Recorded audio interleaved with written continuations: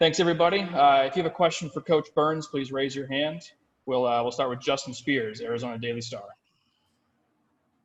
Coach, good to see you. I'm sure you've probably been asked this question a bunch of times, but what led you to Tucson and why did you take this job? Obviously it's a really good opportunity.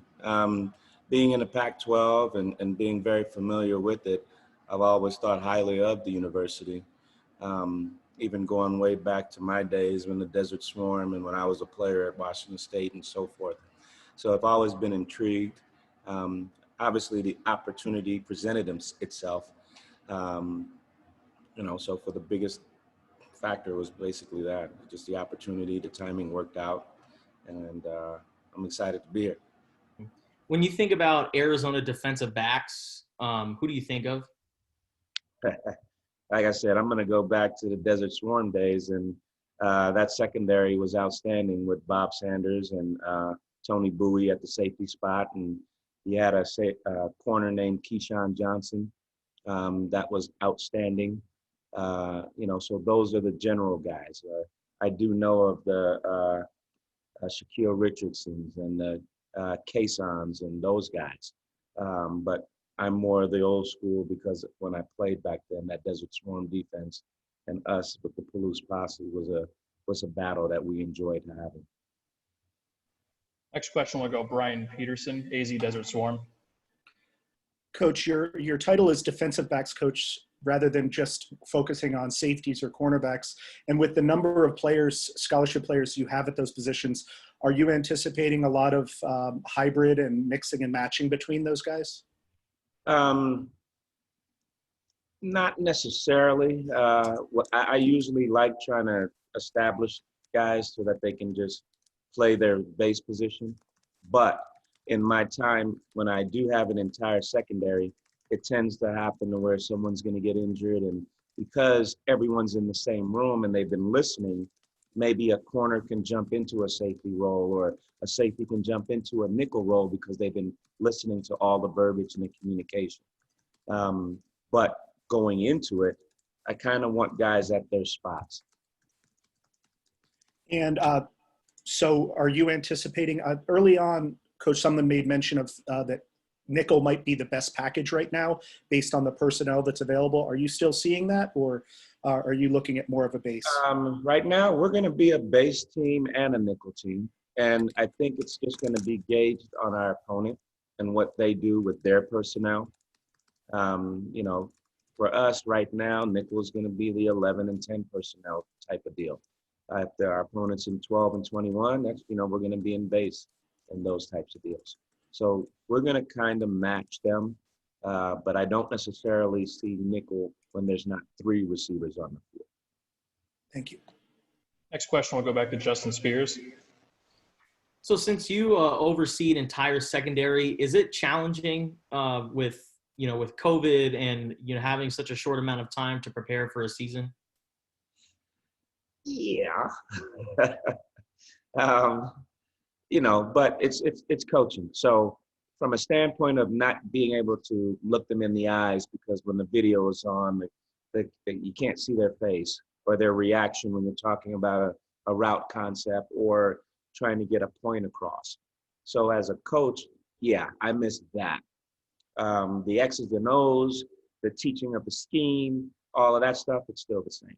It's just I don't get to see the physical reaction, or you understand what I'm saying, and the feedback from them, or I can sense you really don't understand it, but you're not saying anything, and then I can clarify.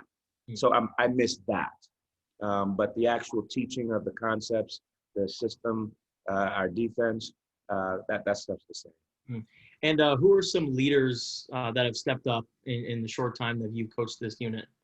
Well, the cool part is this group, I got multiple leaders. Burns for sure is going to be the staple, but he's going to lead in his own way. He's not going to be the rah-rah guy. He's going to be the subtle, come over here and kind of let you know in his way. I got Christian Roland Wallace. He's going to be the guy that will speak his mind when he has the chance to. And then I got Jarius Wallace. He's probably going to be the louder one of the group in regards to being demanding and, hey, fellas, let's pick it up. So it's not one person. I think it's multiple. I encourage it. I don't care if it's a true freshman that has something to say. But right now, our old heads are doing a good job. But the cool part is we got multiple. And we're going to hear from Lorenzo in a little bit, but I'm just curious, what are your thoughts on what you've seen out of him this year and just kind of what you're expecting out of him? Oh, sure. I expect him to be the ringleader for the group, along with everyone else. But I expect what he does is what the group is going to do. And he's going to do it in his own way in regards to his personality. But I expect big things. He's a vet who understands his position. He's got a good skill set. And, right now he's going to lead us, and I'm excited about it. Next question will go Troy Hutchison, All Sports Tucson. So, Coach, while you're at USC, you got to see Arizona from a distance. What were your original thoughts about the secondary? And then in the short time here in Tucson, have they exceeded expectations, met expectations? Where are they in terms of that? Yeah, that's going to be a little tricky. And the reason being is because most of the players that were here that I saw from afar are gone. They were older and or potentially have transferred. I definitely knew about Burns way back from recruitment to watching him from afar. I recruited Christian Roland Wallace, so I knew what he was capable of, as well as saw that he had a solid season last year as a true freshman. But everyone else, I didn't see, So the CYs, the Christian Youngs, I like what I see in them.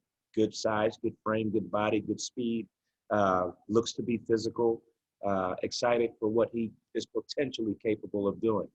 And then so in regards to some of the backups, I'm curious what Malik's going to look like when the lights are on. I haven't seen much of him on film. Mackenzie Barnes has shown some good stuff, showing some versatility, but I got to see it in live action. So there's a lot of potential there. We just got to get it all together and see what it looks like when the lights are on and things are going fast. All right, we have time for one more question for Coach. And for that, we'll go back to Justin Spears. So you mentioned you were recruiting Christian Roland Wallace when you were at USC, and it seemed like there towards the end, right before National Signing Day, it was USC or Arizona. From your perspective, what was it like recruiting him at that time? Oh, yeah, no, it was good. I mean, bear with the whole long story here, but I actually was the first Pac-12 school to offer him when I was at Oregon State. And then, so I knew about him way back then. Then I ended up leaving Oregon State to go to USC. And then I knew that we were looking for another spot. And I was like, hey, I know a good corner. But I think the biggest issue was the timing of it all. He was pretty much set here. We were coming in late on him from an SC standpoint, not me as an individual, but from an SC standpoint. And he felt comfortable with his decision. So, but I knew way back, again, when I was at Oregon State and I saw him as a junior, a young guy, I was at his practice. I watched him practice for 2 hours, so I knew what he was capable of. So happy that I get a chance to get my hands on him. All right, thank you, Coach. We'll be back in just a minute with Lorenzo Burns.